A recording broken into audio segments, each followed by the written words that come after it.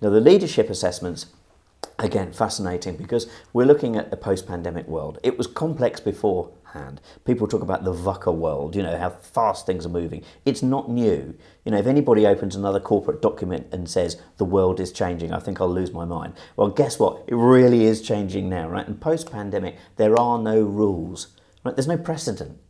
We don't know how the world is going to work now. There's so many implications there, economically, politically, from a regulatory point of view. I think it's fair to say a lot of organisations are really struggling with how can they be successful, how can they respond to this new dynamic. How can they build a team that is responsive, that is successful, that can be dynamic?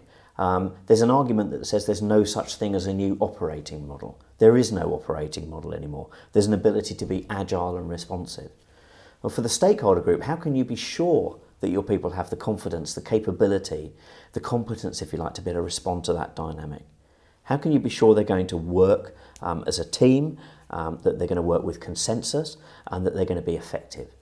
It's really, really challenging. And so, based on all the experience that Kurdi Associates has over all of those years of working with organisations of stature across the globe, and now looking at the new sort of dynamic in the business world, we've created a series of scenarios that enable leaders to really reflect and challenge themselves about the judgments and decisions they might make in those sorts of situations.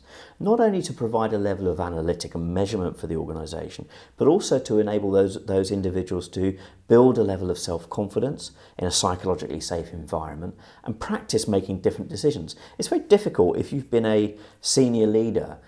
You've got to your position of authority and stature in an organisation by developing your own personality, perhaps your own modus operandi, your own way of doing things.